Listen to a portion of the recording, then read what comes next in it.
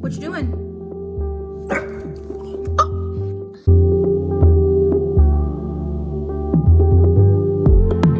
Tell the people hello. Hey, hi, hello, welcome or welcome back to my channel. My name is Jess. This is Nigel, and here's another chaotic wrap up. I guess it's just going to be our theme. Please. Oh gosh. Okay. Hi, I'm going to try to film this wrap up as quickly as possible because Nigel's on a rampage and I'm waiting for people to come here. I'm sorry, Nigel's drinking water in the background. I read 8 books in March. It was a weird month. I felt kind of slumpy during some times, and some things that I started in March I'm still working on now.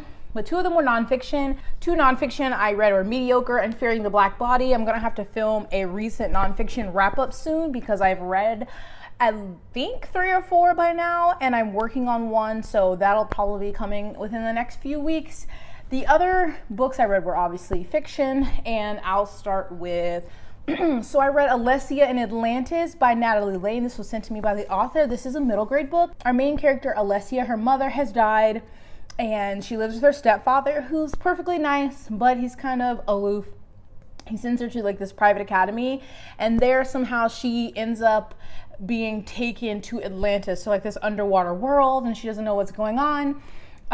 She is kind of taken in by this couple, and they're really sweet and really funny, and she's like ends up going to school there, and so it's like kind of explained that she probably has some ancestry from Atlantis because she instantly, like, she can breathe underwater, she can understand the language, and she's wondering who in her family was from Atlantis.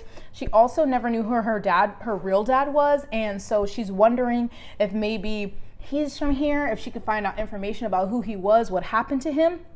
And it kind of goes from there. There's multiple like things going on in the book, and I think that was something that detracted from my enjoyment. I still enjoyed this overall because I love middle grade. I haven't read any in an underwater setting, but so she's trying to figure out kind of how she belongs in Atlantis, get used to that. Also trying to find her father. Then there's also like stuff going on in Atlantis with like their government and the leader and like a rebel group. So that's going on. And then there's multiple people who she and like her classmates that she becomes friends with think may be involved in this rebel group. So at times it felt like there were too many things kind of going on in the story, and I was like, wait, is this pertaining to her dad or was it pertaining to like the government kind of thing, the rebellion? But overall it was really fun. I love the setting and the characters. There's kind of a found family element because she goes down there, she doesn't know anyone, she's taken in by this couple, and then she meets kids that she becomes friends with at the school, and I really enjoyed that. I really enjoyed that element. I'm a sucker for found family. It just like warms my heart. There were some twists to the stories that I was not anticipating, that I was like, okay, you got me there. So overall, this was really fun. It's really well paced. I think the writing was nice, but overall, I think this is really fun. It might be kind of on the younger end of middle grade, but I still really enjoyed it. I think I gave this a 3.5. I rounded up on Goodreads. So I think this is the first in the series. Yes. I feel like this is the first in the series, and I definitely would continue in the series. So thank you again to the author for sending it to me. I read the next one from the library. It's called The Good Son, and it's by Yu Jiang. I think that's how you pronounce it. This was translated from Korean, and I cannot remember where I heard about this one, but I feel like I was watching a video on like recommended translated books, and I've been trying to find that video ever since because this book was excellent. So it is like a suspense thriller kind of book, and it almost tells the story backwards. So you start the story with our main character, Eugene, who's like 26, and he lives at home with his mother and his sibling, and he's currently working and trying to get into a law school. His mother is kind of very strict. You go on and find out that he lost his father and his brother, and there's like trauma tied to that. But the story starts with Eugene waking up in a pile of blood and a phone call from his brother asking if everything is okay at home. And so you automatically are like, well, he did something, so you have to figure out to who, but then did he really do it? What happened? And it's following him throughout the day where he's trying to like get back his memory because he can't remember anything that happened. He doesn't know how he ended up like this, and he's like, why is my brother calling and asking if everything was okay? This was wild. And even once you get to a point where you're like, okay, I kind of know what's going on here, it's still kind of like, and I was like, what? It was a lot. I felt suspenseful to me to where I was like, oh my God, what's going to happen? This person's going to get caught. What are they going to do next? So it was really interesting starting at that point where he wakes up after it's already done and you're following along with him trying to figure out who did it because he's like retracing his steps, trying to relive the moments. Also, it flashes back to moments in his youth. So you get to see things that happen when he was younger that have affected him now. And it was so good. I'm really hit or miss with suspense thrillers, because I used to read quite a few and now I feel like it's really hard for me to be thrilled by them. But this was so good. I had no problem like reading the translation. To me, it felt smooth and it kept me on the edge of my seat, if you will. I read it really quickly and at the ending I was like, okay. So I think this author has one other book that's been translated to English that I want to read, but I need to find that video about translated fiction. Or if you have any recommendations on really good translated works, particularly like thriller, suspense, horror, I would love if you left those down below. I'm sorry if you hear that. I don't know if you can see him, but he's eating that toy and I am happy with that. Okay. And the next book is really what I think contributed to my slumpy feeling of the month. That was Royal Assassin by Robin Hobb.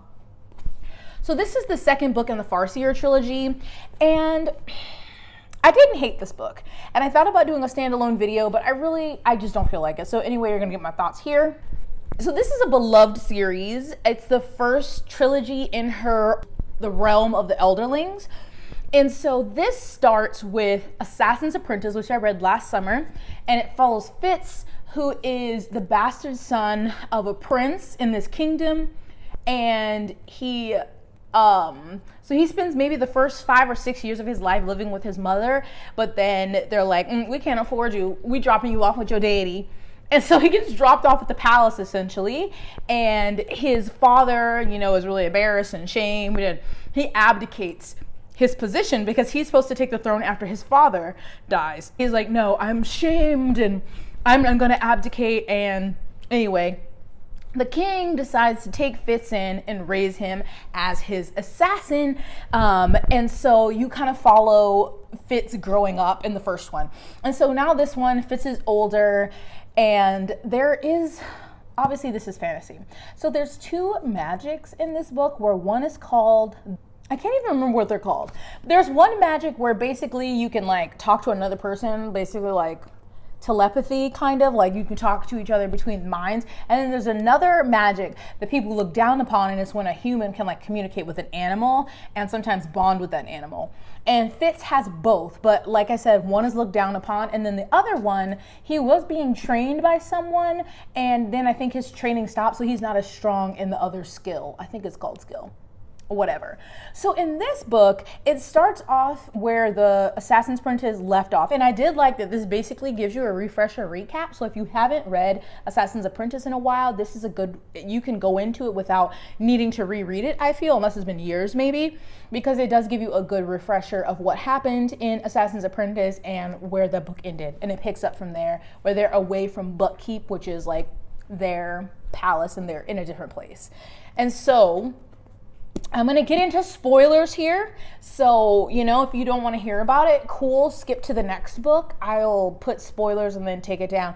But essentially, at the end of the first book, he is poisoned by his uncle, who has basically been trying to con his way to the throne. He is not the next in line, but he wants to be. He's trying to get his other brother out of the way. He's trying to get Fitz out of the way. So he's poisoned, but he lives. And so in this one, we start where they're still at this foreign place where he's trying to recover, but it's really hard for him. He's having like seizures and he can't walk. He can't do a lot of things. So he has a really slow recovery. They end up going back to Buckkeep, and back to his normal life. But continuously, the king wants to get back to Buckkeep, is not really seeing people like normally. He sees Fitz all the time. He's not really seeing people. He's being kind of shut away. And when he does get in to visit the king, he sees that he's like really sickly and he's just not as vibrant as he used to be. And this Prince, is it Regal or Verity? I think it's Prince Regal is the one who's trying to take out his brother Verity and trying to take out Fitz, and who I think killed Fitz's daddy in the first book. Because in the first book, Fitz's daddy, whose name is Chivalry, these names are ridiculous, yes. Fitz's daddy's name is Chivalry, and he mysteriously dies in the first book, but I think it was fucking Regal. And then in the second book, he's trying to take out his brother Verity. His brother Verity now got married, so he's trying to take out the wife. He's trying to kill his daddy, and he's trying to kill Fitz. He's trying to kill everybody to take over this kingdom. And yet every time somebody says something, like Fitz is like, he's really evil. He's really trying to kill everybody. Everyone's like, just be quiet. We can't do anything. And to me, that is ridiculous. Also, assassin, there's not enough assassinating. Like does he even do anything in this book? I can't even. He goes to like a far off kingdom and he just makes someone leave that place. He doesn't assassinate them. So that was another thing. He don't do a lot of assassinating in these books, and I'm upset about it. Like, why did you title it this? So that was my biggest issue, along with the length. It was way too damn long. There ain't no assassinating, and everybody knows that Prince, is his name Regal? Prince Regal is trying to kill everybody so that he can have the throne, and yet everyone's like, well, we can't do anything, you know? That's how the rules are. We can't say anything. We can't do anything. Our hands are tied. Are you kidding me? Like, they basically know he's poisoning the king, that he's tried to kill Verity's wife. He's tried to kill Verity. He poisoned Fitz. Everyone legitimately knows, and they're just like, and that drove me crazy. Also, Fitz has a girl from the first book that he basically was pining over. He didn't think she liked him. And then in the second book, they're like, Fitz, you're older now. You basically were courting her. And he's like, what? I didn't think I was courting her. I was young. They're like, you basically were courting her, but you can't. She's just this little pitiful little housemaid. You are royalty, essentially, even though he's a bastard. And so they're like, you can never be together. And so then it's just back and forth, Fitz and Molly just being sad and pitiful. Wah, I love you. I love you too. We can't be together. Yes, let's be together. We can't be together. Yes, let's be together. We'll be together against all odds. This isn't going to work. No, I'm going to fight. Like, just my God, how pitiful.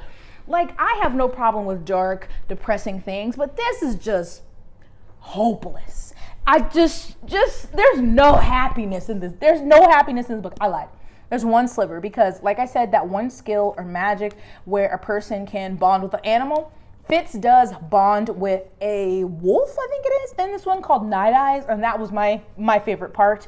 Him like talking to Night Eyes, and they would hunt together, and that bond, my favorite part of the story. Everything else was just a drudge to get through. The final half, I finally started listening to the audiobook, and the book is so damn slow that I followed along with the audiobook just fine, and I didn't miss anything. And then like the last 50 pages, I was like, bitch, are you kidding me? And they basically almost kill Fitz again. But we know he's still alive because of a third book called Assassin's Quest, which is even longer than this book. And a lot of people who even love the first two didn't even really love Assassin's Quest as much. So I'm like, oh my God. I feel like I've read the first two, that I should finish out the trilogy, but I am not excited about it. I'm really not. I also have a theory because later on in the realm of the Elderlings, I think, let me look it up. I'm going to look it up right now. Robin Hobb. I have this theory because I'm like, everybody's stupid, essentially, except Regal, because he's just bold out here living his life, and he's like, well, ain't nobody gonna stop me, so I'm gonna just keep on plotting. But everybody else to me is just dumb because they just sit there and let him do all of this. Okay. Well, after this is the Live Ship Traders trilogy, which is really why I'm making my way through this, because I really want to read that about boats that are alive, kind of. Okay, then the third trilogy is called the Tawny Man Trilogy, which is following Fitz again. And their books are called Fool's Errand, Golden Fool, Fool's Fate. Is Fitz destined to become the fool of the kingdom?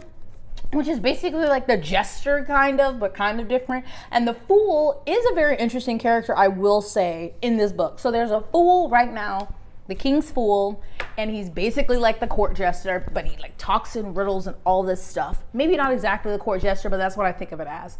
So the third trilogy that has Fitz in it is called Fool's Errand, Golden Fool, Fool's Fate. I'm like, is Fitz destined to become the next fool? Because he acting a fool. So I think that's what's going to happen. That's just my theory. Then there's the Rainwild Chronicles. And then there's the Fitz and the Fool trilogy. Oh, Lord. There's more. I don't know. I don't know. Anyway, I gave this 3 stars because her writing is excellent. I'm not going to deny her that. But she drew this out way too long, Robin Grell. This could have been half the length. And then Assassin's Quest is even longer. Like, I'm in my feelings. I'm upset about it. But am I going to read it? Yes. Okay, I already own it. I love the covers. But I'm upset. Then I read The Unbroken by C.L. Clarke. I got this from NetGalley. As an advanced reader copy, and I was really excited about this one. This is an adult fantasy written by a Black author. It's set in like northern Africa. It really gave me Morocco vibes. And we have 2 main characters. We have Touraine, who is a soldier, and then we have Luca, who's the princess of this like empire. So Touraine was basically stolen away with like a bunch of children when she was younger from her hometown, and I don't know how they pronounce it. It's like Quazale, stolen away from there and taken away to like basically the seat of the empire to be trained as soldiers. And so at the start of the book, Touraine and a bunch of soldiers are coming back to the hometown, some of which they were stolen from. Others were stolen from other places to basically get this place in line for the kingdom. And Luca also comes down as well. Her parents have died. She should be the queen, but her uncle took her seat instead, and so she wants to come down to the city to like get it in line, prove to her uncle that she can really reign. So these are the 2 perspectives. And so I started out really enjoying the story at the beginning because it seemed like their characters were going to be different. So yes, Touraine's a soldier and she has like close friends in this army, but she has recently become a lieutenant. She's really hardworking. She like looks up to like this major general that's over the army, has all of these ambitions. And then Luca is like, yes, I'm a princess, but I don't want to be like this spoiled, clueless brat. She loved to read and loved to learn about people and politics and she loved to fight. She does have a disability. I think it was an accident with like a horse falling on her, or she fell off a horse when she was younger, so she has to use a cane. But she doesn't let that stop her. She still learned to fight with her cane. I think her cane even has like a little dagger she can pull out the top, so I thought that was really cool. And in the beginning of the story, essentially, there are rebels in the city, and Touraine and the army are, protecting Luca as she's like walking through the city or whatever. And Touraine notices that something's kind of feeling wrong, and so she calls attention, and they save Luca, the princess, from being killed by these rebels. So then Touraine catches Luca's attention, like, wow, this soldier, caught this before even my soldiers. And so Touraine's feeling all good, and Luca's feeling all good. Like, maybe I can use Touraine to help me bring the city in line. And then something happens. And it's like, Arr! And while they do still end up working together, it's not really on the terms that Luca initially wanted to, and then it kind of changes from there. And I still was really into it at first. I love the world building. Like I said, it was giving me Morocco vibes. I love the description of like the desert city and the buildings and the temples. Like, loved the world building, and the writing for me was fine. I was getting through it. But I think the biggest downfall in this story was, in this world, magic, it has been gone for a while. And I'm learning that I don't love those stories where magic is gone, because I love magic systems. Like, that's one of my favorite parts of fantasy. And so in the story, like I said, there's like these rebel groups, and, you know, people who have been oppressed, and that small group has magic, or people think they do. So you do get to see a little bit once Terrain is interacting with them, but it's not like a overall thing. So sometimes it felt less fantasy-ish and really just heavy on the military part because there's no magic. And so about like 40%, I started to be like, okay, like what are we doing? This is kind of slow. Like, we're gonna get somewhere. Are we gonna finally get the magic? Are we gonna learn about it? And it takes kind of a while to actually like see the magic and learn about it, which sucks because the magic is so cool. It's very like dark, and they can do really bad things with it. And I was like, this sucks that this isn't in the book, because this would have been so cool. But also another thing is that Terrain and Luca keep flip-flopping. Like Luca, like they obviously have this like tension between them, like a sexual tension, but then they keep being like, Terrain's friends from the army are not happy that she's all buddy and being basically assistant to the princess, because the princess of this empire, you know, that has oppressed their people and stolen them as they were children. And so Terrain is feeling conflicted, you know, betraying her friends essentially, and then also wanting to work with and be on Luca's side. And it's just like this flip-flop. And I'm like, oh my God, make up your mind. And then the same with Luca being like, no, but I have these feelings. And then being like, no, I need to keep it professional.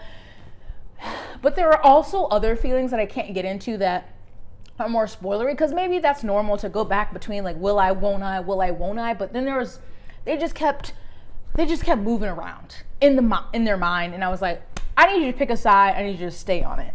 So really, the 40 to like 70% part was a really kind of a slog for me, because it just felt like, what are we doing? Where's the story going? Like, are they going to make up their minds? Are we going to move forward? Are we going to do something? And then finally it starts picking up again, when we see the magic, both sides have a plan, and they're like, you know, things are happening. So that was really good. But it was that first 40% I really liked, the last 30%. So there was like, oh my God, Nigel. There was like a 30% in the middle, if I'm doing the math right, that I didn't love. So I ended up giving 3-star. I think that I would read the next one, and hopefully that magic is a bigger part of it, and the characters are stronger in their convictions, and, you know, just know what they want and go after that. So it's a debut, I think. So it was a good debut. I had higher hopes for it, but I still will continue in the series because it has promise. Then I read Homegoing by Yaa Gyasi. I did this as a buddy review with my friend Danny. This is a historical fiction novel that starts out in Ghana in like the late 1800s. So the back says Ghana, 18th century, 2 half-sisters are born into different villages, each unaware of the other. One will marry an Englishman and lead a life of comfort in the palatial rooms of the Cape Coast castle. The other will be captured in a raid on her village, imprisoned in the very same castle, and sold into slavery. So this story, I didn't know how it was going to go, like if it was just going to follow the sisters throughout their life. So the structure of the story is very interesting. So we start with these 2 sisters learning about them and the different villages that they live in Africa. And then, as it says, one gets to live a life of privilege. So in this time in Ghana, of course, there's a lot of people from England coming in, and they're working with the villages to buy and sell slaves. But some of the Englishmen, they have wives back at home, but they also choose to marry a wife from Ghana. And so one of the sisters is chosen by an Englishman, so a white man, to be his wife. So she lives in like this palace that's in Ghana. So he has like his family here and his family there, and they have a child together. Then the other sister, and again, they're not aware of each other because I think they're only half sisters, is captured in a raid, and so is put on a boat to the States and is sold into slavery. And so this book, of course, is very hard to read. I knew it was going to be, but some moments I was like, well, God damn. Jesus. Just the descriptions, especially for the sister that was sold into slavery, even just where they were kept before they even got on the boat to go over to America. The imagery, I mean, it made me sick. I don't know if you've ever seen the movie Amistad, but I was thinking of that in my mind. And then just what she has to go through just to get to America and then beyond there. And so the story does not follow them for their entire lives. It's a generational story. So then it follows every new generation, it follows one of their offspring. So then it follows one of the sister's sons and the other sister's daughter, and then how their lives are affected from one who started on a more privileged side and one who was sold into slavery. And oh my God. While I love that structure, I also had some issues with it. Like, the structure is really interesting because you can just see the progression of their family and of the trauma over, years, over 100 years. You can just see the generational trauma that is passed down, and some of the family members, some of the descendants were able to make decent lives for themselves, and some others had a lot more struggles.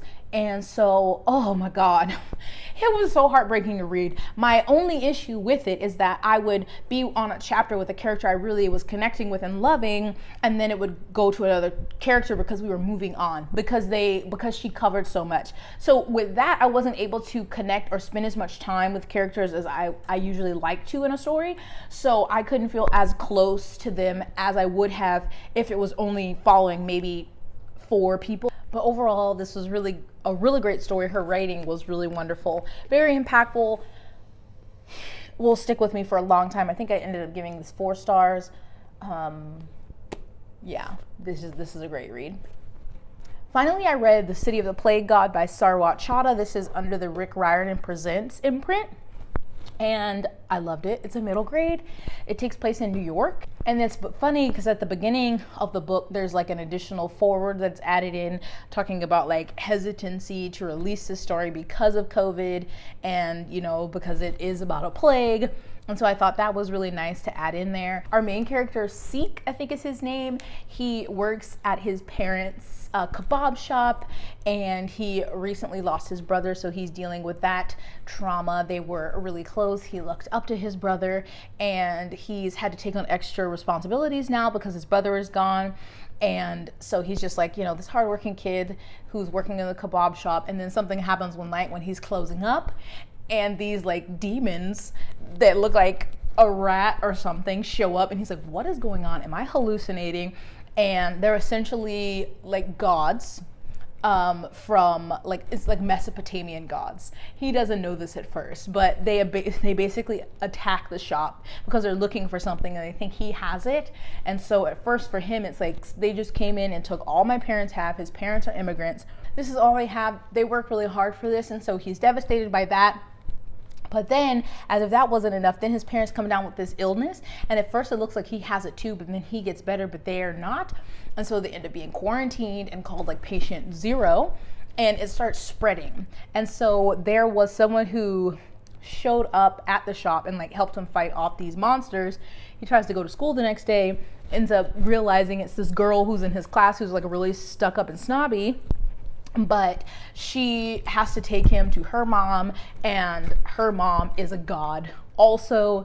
And so they're like, look, we need to talk to you because this god is here for a reason and you must have something, and we're going to work together to figure it out and get him out of here because he's a plague god and he's spreading a plague around New York City.